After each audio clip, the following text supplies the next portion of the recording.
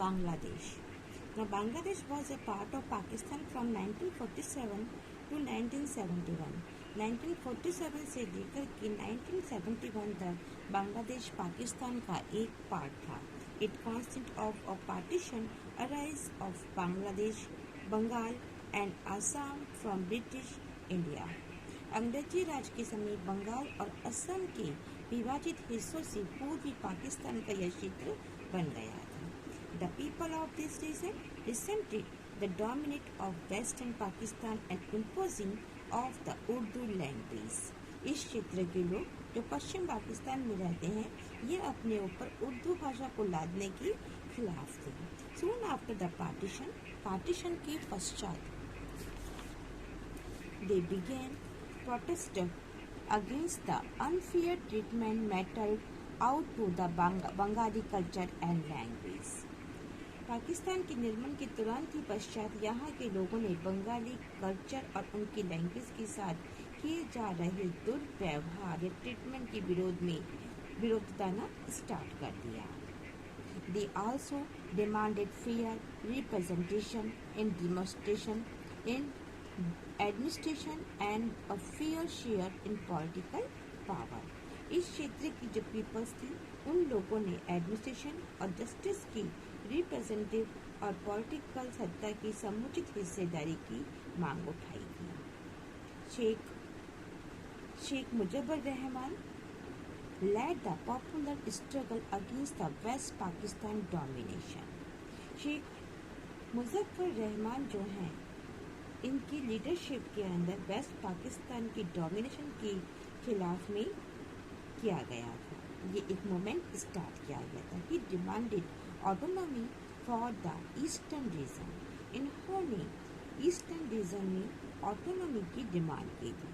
In the 1970 election in the then Pakistan 1970 में पाकिस्तान में एक इलेक्शन हुई.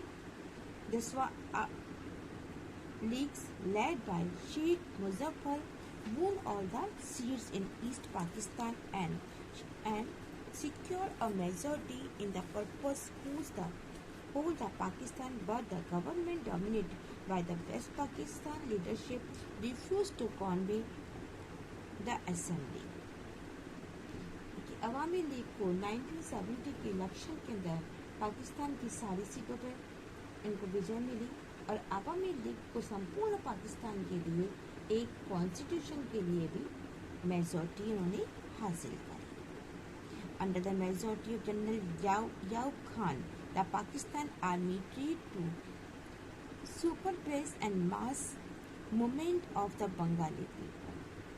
लेकिन ये जो गवर्नमेंट बनाई गई थी ये वेस्ट पाकिस्तान के जो लीडर्स थी उनके प्रेशर में थी और गवर्नमेंट ने इस सभा को करने से इनकार कर दिया था. 1000 were killed by the Pakistan army. इसके अंदर शेख मुजफ्फर को गिरफ्तार किया गया. जनरल याहीन खान है इनको पाकिस्तान में बंगाली जनता के आंदोलन को कुचलने की इन्होंने कोशिश की थी और हजारों लोग जो पाकिस्तानी सेना के हाथों में मारे गए थे. तो 1000 were killed by the Pakistani army. This led to a large scale migration into India. और इसी वजह से पूर्वी पाकिस्तान की बड़ी संख्या में जो लोग थे ये भारत की ओर माइग्रेट कर गए. Creation of huge refugee problem for India. इससे इंडिया के सामने बहुत बड़ी प्रॉब्लम खड़ी हुई. The government of India supported the demand of the people of East Pakistan for their independence and help their financial and military. India government ने इन शरणार्थियों को संभालने की समस्या खड़ी हुई. इंडिया गवर्नमेंट ने पूर्वी पाकिस्तान के लोगों की आज़ादी की मांग का सपोर्ट किया. उन्हें फाइनेंशियल हेल्प करी और साथ ही मिलिट्री के द्वारा भी इन्हें हेल्प दी गई.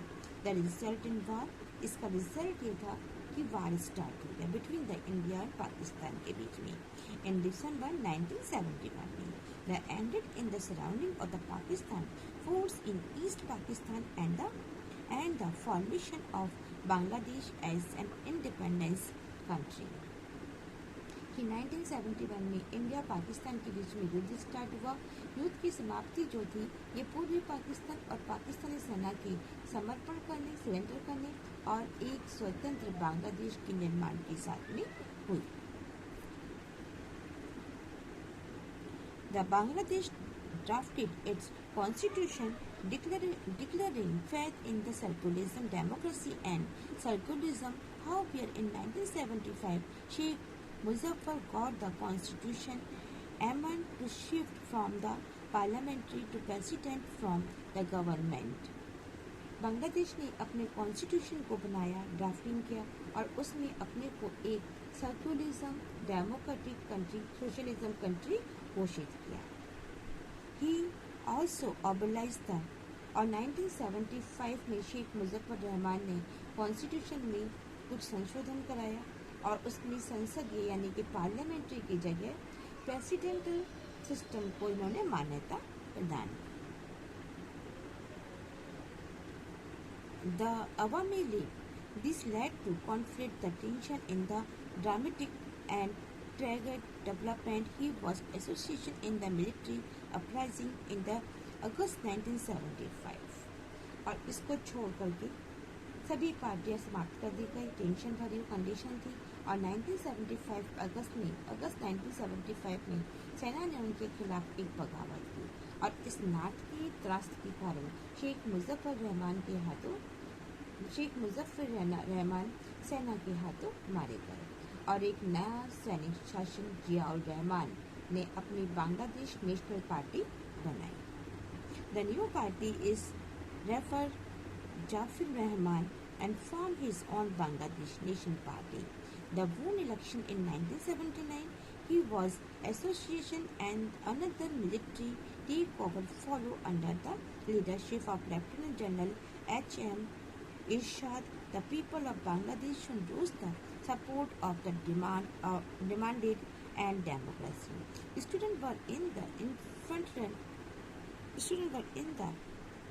the forefront.